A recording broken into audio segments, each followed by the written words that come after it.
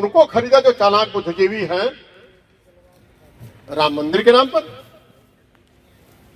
उनको खरीदा राष्ट्र के नाम पर, देश प्रेम के नाम पर, और बड़े लोग तो उनके हाई है मस्जिद से राज करना। समझना आप इस बात को जरूरी है विवेकानंद के माध्यम से कि विवेकानंद की फिलॉसफी क्या थी, इसकी चर्चा किसी ने की, क्या दर्शन था उनका।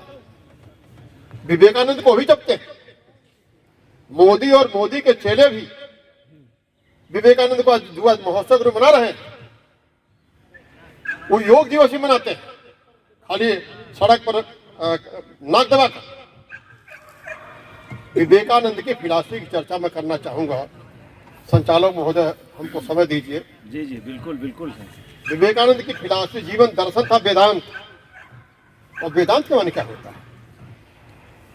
अद्वैत। और अद्वैत के माने क्या होता है?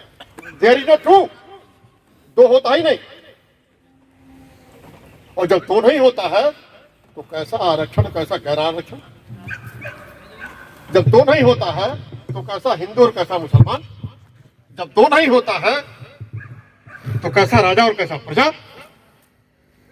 और भारत का मूल दर्शन वेदांत दर्शन रहा, सबका रहा। और आज यही विज्ञान भी कह रहा है कि there is no true. Einstein ने जब कह दिया एटम को तोड़ करके कि एनर्जी के अलावा कुछ भी नहीं, केवल एनर्जी है। जरा मैं याद दिलाना चाहता हूं आपको कि गोरख ने क्या कहा, जिसके जोगी जी बड़का भारी आज मुख्यमंत्री है।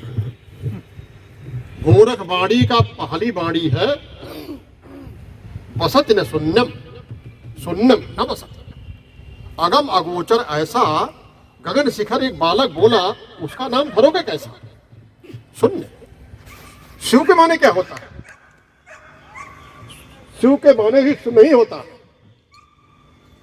स के माने दैट व्हिच इज नॉट, जो हो ही नहीं है। शिव और शक्ति को जब जोड़ते हैं तो सृष्टि होती है, यही हमारा दर्शन है। और विज्ञान क्या कह रहा? There is only energy. Energy के माने क्या होता है? शक्ति। और शक्ति के लिए बोलिए मान्यवर डॉक्टर साहब, दो डॉक्टर यहाँ बैठे हैं, विज्ञान के और भी लोग होंगे। शक्ति के लिए शून्य चाहिए कि नहीं चाहिए, बता दीजिए हमको। बिल्कुल चाहिए। एनर्जी के लिए, गति के लिए निर्वात चाहिए कि नहीं चाहिए? तो क्या फर्क रहा विज्ञान में, हमारे वेदांत में? और अगर यही सत्य है, अगर वेदांत ही सत्य है, तो विवेकानंद भी सत्य है। और विवेकानंद इसीलिए आगे बढ़े जो आज नहीं है आप लोगों में। जहाँ यह तमाम लोग बात में कर रहा हूं, मैं कल भी कहा था, कल हमारी सभा थी लगभग 1000, मैंने वहां भी कहा आज जरूरत है जज्बे की, भाषण की नहीं। जिस राम की चर्चा आपने किया है, वाल्मीकि रामायण हमने पढ़ा है। वाल्मीकि रामायण में वाल्मीकि पूछते हैं नारद जी से, पहले ही अध्याय में है, पूछते हैं नारद जी से कि हे नारद जी, हमको उस व्यक्ति को बताइए जिसमें ये गुण हो। एक गुण यह भी है कि जिसके वाणी और आचरण में फर्क ना हो। आज वाणी और आचरण में जमीन आसमान का फर्क है। जो हम यहाँ भाषण देते हैं, अगर वही हमारे आचरण में उतर जाए तो संकट न रह जाए। मोदी जी के बोलने में कोई गड़बड़ है क्या? और आचरण में जमीन आसमान का फर्क है। ये मोदी जी का ही नहीं है, इस देश के लोगों की एक आदत बन गई है, बोलो आदर्श और आचरण को ठीक इसके उल्टा। ये भारी संकट है। जो उसी वक्त वाल्मीकि ने कहा था कि नारद ने कहा था कि ऐसा व्यक्ति केवल राम ही है जिसके वाणी और आचरण में कोई फर्क नहीं है। तो मैं थोड़ा भटका था, मैं फिर आ रहा हूं। विवेकानंद जी ने जो कहा था, जो उनके अंदर एक जज्बा था, जज्बा भगत सिंह में भी था, जज्बा आजादी के लड़ने वाले लोगों में भी था। जज्बा है क्या, मैं पूछना चाहता हूं, है क्या जज्बा? और बिना जज्बा के कुछ भी नहीं होने वाला। आज के संकट को विवेकानंद का जज्बा चाहिए। और जज्बा का हिंदी बताइए, जज्बा तो उर्दू शब्द है, जुनून भी उर्दू है। आगे बताओ, दीवानगी है, दीवानगी है, पागलपन है। आज पागल चाहिए, विवेकानंद का साए है। पता नहीं आप लोगों ने पढ़ा नहीं पढ़ा है। बहुत संकट झेला है, बहुत संकट झेला हूँ। और आपसे कहना चाहता हूँ, पंडित जी एक बात कह रहे थे, थोड़ा उसमें हम संशोधन करना चाहते हैं। कभी विवेकानंद रोटी के नहीं गए थे ना, विवेकानंद भगवान को खोज रहे थे जी। भगवान खोजते किनके किनके पास, और नहीं गए भगवान को खोजने के लिए, और कोई उनके जिज्ञासा को शांत नहीं कर सका। किसी ने कहा जाओ, एक दक्षिणेश्वर पर रहता है साधु, वो शायद तुम्हारा संकट दूर कर दे। तो कहा तुम भगवान को जानना, हम बताएंगे तुमको भगवान क्या है। तो दो कथाएं हैं। कुछ लोगों ने कहा उनके सीने पर उन्होंने पैर रख दिया, शक्तिपात कर दिया। और मैंने जो पढ़ा है, नरेंद्र कोहली ने भी विवेकानंद को लिखा है। नरेंद्र कोहली लिखते हैं, उन्होंने कहा बैठो यहाँ, इस ग्रंथ को पढ़ो। वो ग्रंथ था अष्टावक्र गीता का, इसको पढ़ो। और विवेकानंद पहला सूत्र जब पढ़े उसका, तो लेके भाग चले, रोके रामकृष्ण परमहंस, रुको बैठे। पहला सूत्र क्या था? जनक ने पूछा अष्टावक्र से, जनक के गुरु थे अष्टावक्र, वो लंबी कहानी है, नहीं बताएंगे। जनक ने पूछा अष्टावक्र से कि मोक्ष क्या है? कहा विषयों को विष समझो, विषयों को विष समझो। ये पहला सूत्र है अष्टावक्र माने वेदांत। आज क्या है? जरा कहिए विषयों को समझो, तो अडानी नाराज हो जाएंगे, मोदी जी नाराज हो जाएंगे, क्योंकि विषयों को अगर भी समझेंगे। मैं तो कॉमर्स का अध्यापक रहा हूं। एक थियरी थी यहाँ की, जेके मेहता की, कि मिनिमम नीड होना चाहिए। यहाँ के उद्योगपतियों ने कहा नो, मिनिमम नीड के मैंने क्या होता है, वो नंगोट पहनेंगे हम, विकास कैसे होगा? तो विषयों को भी समझा, विकास रुक जाएगा। एक इनकी थियरी आगे बढ़ गई।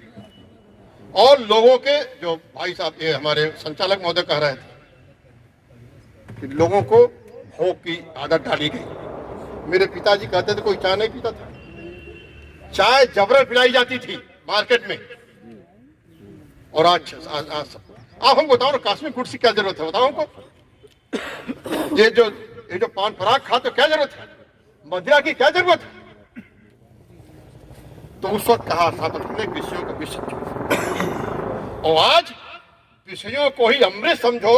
ये समझा रहे हैं मोदी जी, ये समझा रहा है अडवाणी, ये समझा रहा है अंबानी, क्योंकि इनके उद्योग धंधे बंद हो जाएंगे।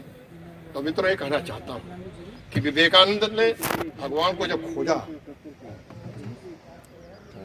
तो बल्कि आप लोगों ने कहा है, जो नहीं कहा बता रहा हूं। जब गए वो कन्याकुमारी,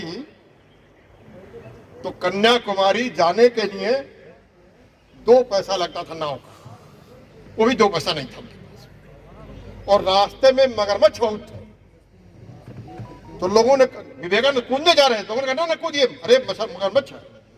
इसको कहते हैं जज्बा और दीवानगी, कि विवेकानंद कूद गए और तैर करते चले गए 1.5-2 किलोमीटर पर जो था वह कन्याकुमारी। पार्वती जब कुमारी अवस्था में थे, वो मंदिर बना था, और जब वहां ध्यान लगाया, तो देवी ने पूछा, बोलो हमारा दर्शन चाहते हो कि ये चाहते हो कि तुम्हारे हृदय में परमानेंट निवास करूंगा, अस्थाई? तो विवेकानंद ने कहा नहीं माता, मेरे हृदय में निवास कर परमानेंट। और जब हृदय में निवास की तुमको यह ज्ञान हो गया, ये माता जी सबके अंदर है। हम दुर्गा पूजा में सुनते रहे कहानी, रम गई माँ मेरे रोम रोम। दुर्गा सप्तशती का एक सूत्र है, या देवी सर्वभूतेषु शक्ति रूपेण संस्थिता। शक्ति रूपेण संस्थिता। सबके अंदर वो शक्ति रूपेण दुर्गा अवस्थित है, सब समान है। जब ये ज्ञान हो गया विवेकानंद को, तब वो निकले, और कितनी तपस्या किया वहां जाने में, वो लंबा कथा हो जाएगा। जब गए हैं वहां, तो उन्होंने कुछ नहीं, वेदांत ही कहा। उनके भाषण में पूरी तरह से वेदांत ही था जो अमेरिका को मोहित कर दिया। आज वो उस वेदांत के यहाँ रहने वाले लोग वेदांत को भूल गए। जो भारतीय अपने को भारतीय कहते हैं, जो कहते हैं हम भारतीय भारत माता के परम पुजारी हैं, वो कोई वेदांत का नाम भी लेते हैं? वो नहीं ले सकते वेदांत का नाम, क्योंकि वहां दो नहीं है। और जब दो नहीं है तो राजनीति नहीं। राजनीति के दो का होना जरूरी है, राजनीति का बटना जरूरी है। तो विवेकानंद का जो जीवन दर्शन है वेदांत, वो हमारे जीवन दर्शन में उतरना चाहिए। और विवेकानंद को वहां के पूंजीपतियों ने खरीद लिया भाषण देने के लिए, ये भी किसी ने नहीं बताया। पूंजीपतियों ने खरीदा उनको, और उनकी भी इच्छा थी कि हम कुछ पैसा कमा लें तो अपने देश में चलेंगे तो गरीबों की मदद करेंगे, रामकृष्ण मिशन वगैरह करेंगे। लेकिन इतना शोषण किया उनका पूंजीपतियों ने, वहां के दंगा गए, छोड़ नहीं रहे थे, उनको कांटेक्ट कर लिया था, फिर भी वहां से हटे, भागे वहां से। तो विवेकानंद के अंदर जो जज्बा है वो ध्यान में रखना चाहिए। विवेकानंद के आचरण में और वाणी में कोई फर्क नहीं था। ये जरूरत आज की है, एक जज्बा जरूरत है, इसकी जरूरत है, और वेदांत दर्शन की जरूरत है। और आपको एक अंतिम बात बताना, विवेकानंद योग में भी परम पंडित थे। पूरी तरह से अभ्यास था उनको, और उन्होंने लिखा है कि जब मैं परेशानी में होता था बैठ जाता था ध्यान पर प्राणायाम, और आज योग के माने खाली एक्सरसाइज करो। तो ये हमारे दर्शन में पाते थे, हमारे जोगी जी हैं। औरंगनाथ दादा के असली मठ के मालिक हो गए। औरत का दर्शन दुनिया का सबसे बड़ा दर्शन है। जब आचार्य रजनीश से पूछा सतगुरानंद ने कि किसी 9 आदमी का नाम बताओ, तो भी गोरख का नाम। अंत में कहा 3 का नाम बताओ, तब भी कहा गोरख का नाम। कहा गोरख क्या होता है? कहा गोरख को निकाल दोगे इस दर्शन से तो बचेगा नहीं। उस गोरख के मुख्यमंत्री जी ने कहीं योग पढ़ाया जा रहा है, कहीं है आप हमको पढ़ाते हैं इसका पाठ्यक्रम कि अगर रोजगार चाहते तो अपनी और आने वाली पीढ़ी को भी, तो खुद संवेदनशील होइए, खुद इस बात को समझिए, और एक जज्बा होना चाहिए। और इतना तो बहुत ज्यादा है। अब मैं पूछना चाहता हूँ, आजादी के लड़ाई में कितने नौजवान थे जो फांसी के फंदे पर चढ़े थे? संख्या तो नहीं, नाम अधिकतर बता सकते। कुल 27 थे श्रीमान जी, गिन करके 27 थे टीनेजर, वो सब के सब टीनेजर। जी जी, जितना आज ब्रह्मांड में नक्षत्र हैं जी, वो सब टीनेजर थे। एको बुढ़ऊ लोग ना गए ना फांसी पर, कोई नहीं गया, न गांधी गए न नेहरू गए, कोई नहीं गया। अगर फांसी पर चढ़ा है कोई, हंसते हंसते चढ़ा है, तो नौजवान था। जज्बा नौजवान में ही हो सकता है, और नौजवानों के जज्बों को मारने का काम केवल और केवल पूंजीवाद ने किया, इन बेईमान नेताओं ने किया, इस देश की शिक्षा ने किया, और मैं कहता हूँ इस देश के दुश्मनों ने किया है। इसलिए मेरे अनुरोध मेरा यह है कि विवेकानंद को पढ़िए, पढ़ने क्या बहुत बढ़िया लिखा उसने, कोहली ने भी और लोगों ने भी लिखा। जी जी, मैं प्रार्थना करूंगा कि योग को पढ़िए, जो विवेकानंद का मूल सूत्र था।